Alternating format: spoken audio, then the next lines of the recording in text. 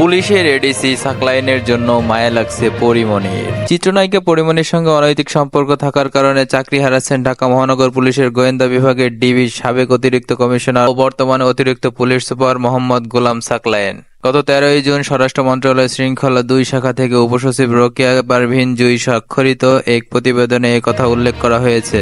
সাকলায়েনকে বাধ্যতামূলক অবসরে পাঠানোর জন্য আবেদন করা হয়েছে।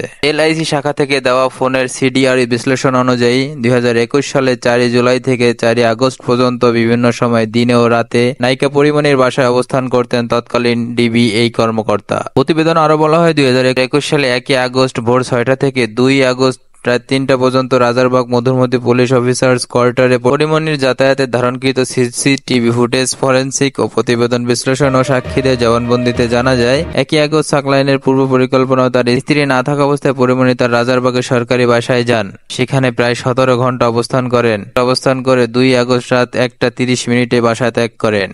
এবার এডিসি সাকলায়েনের প্রসঙ্গে মুখ খুললেন চিত্রনায়িকা পরিমণি। এই বিষয়ে দৈনিক প্রথম আলোকে তিনি জানিয়েছেন, এই সাক্ষাৎকারে পরিমণি বলেছেন, সাকলায়েন একজন ট্যালেন্ট ও সফল মানুষ। ওর পিছনে অনেকে হয়তো লেগেছিল। তার এখন বরখাস্ত হওয়ার ব্যাপারটা খুবই দুঃখজনক। এটা খুবই অন্যায় হয়েছে। সাকলায়েনের প্রতি নিঃসন্দেহে অন্যায় হয়েছে। এক প্রশ্নের জবাবে পরিমণির সম্পর্ক নিয়ে কিছু কথা বলেন। আমাদের ভিতর সম্পর্কটা কি তা নিয়ে তো কেউ আগে কখনো প্রশ্ন করেনি। তার আগেই এত কেন অপবাদ, এত কিছু। যেখানে সম্পর্কটা ডিফাইন করার আগে এত অপবাদ দিয়ে ফেলেছে, সেখানে এই সম্পর্কটা কি তা নিয়ে কথা বলার জায়গাও তো রাখেনি জনগণ। সম্পর্কের বিষয় যদি আসে, এটা তো একজনের ব্যাপার না, দুজনের পক্ষ থেকেই আসে। এখন পর্যন্ত আমাদের সম্পর্কটা তো মানুষের কাছে পরিষ্কার নয়। আমরা প্রেমে ছিলাম না কি করেছি, কোনো কিছুই তো পরিষ্কার নয়।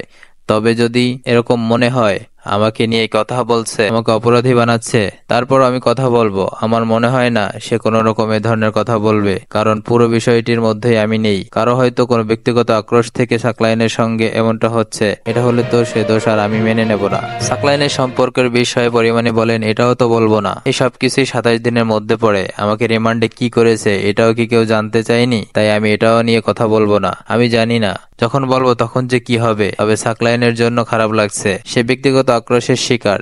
প্রেম ভালোবাসা যাই হোক না কেন, এটা শুধু একটা অদ্ভুত কারণ হিসেবে দাঁড় করানো হয়েছে।